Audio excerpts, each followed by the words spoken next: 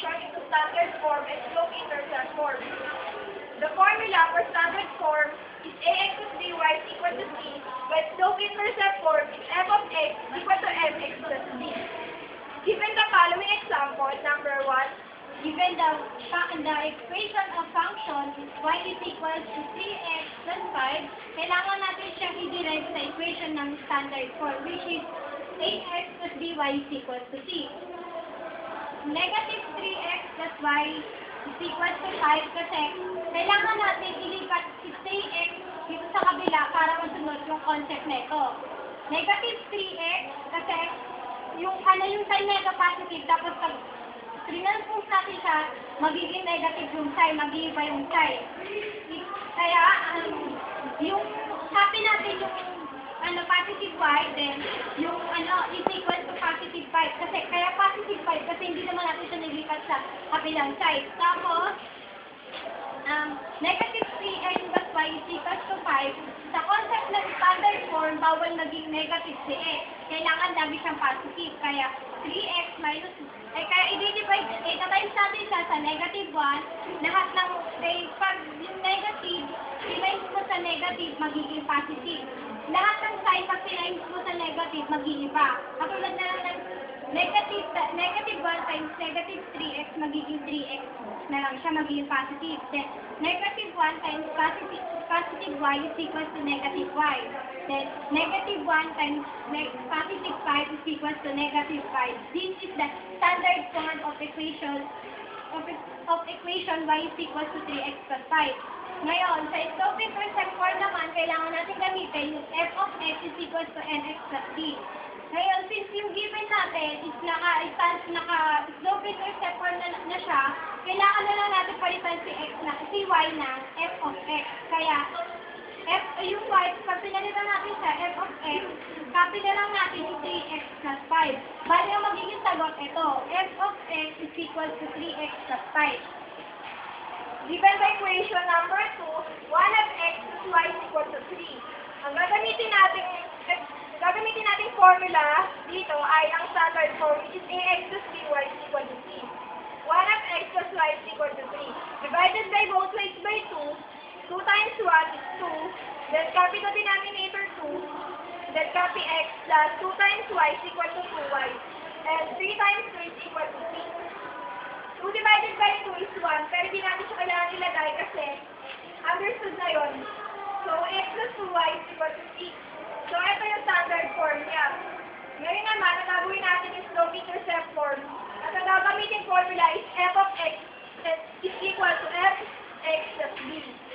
2y is equal to negative x. Transpose natin siya, kaya naging negative. Plus 6. 2y is equal to negative x plus 6 divided by 2 para makancel si 2 at y yung matira.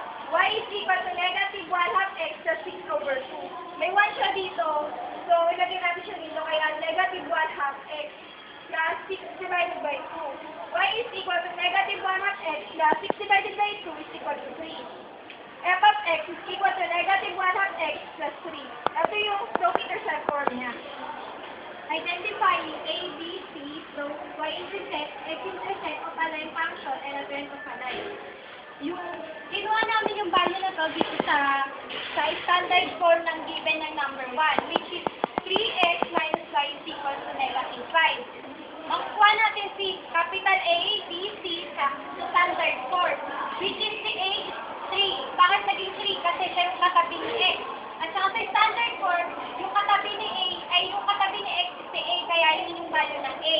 Tapos yung B naman, katabi siya ni y, tapos titignan natin kung anong value ni y dito. Since wala nakalagay, siya ay negative 1. Copy natin yung sign, tapos dito naman understood na may nakalagay na 1. Pero hindi na natin kailangan ilagay.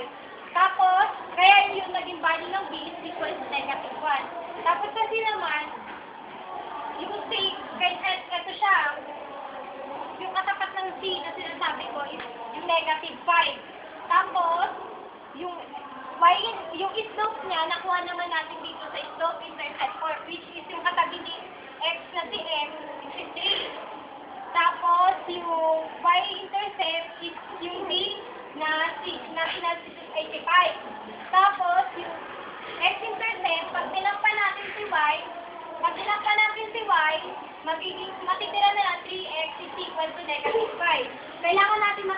3. I-divide natin siya ngayon, both side by 3. Kaya na-cancel si x, ang naging sagot is x is equal to negative 5 over 3. Yan yung x-intercept.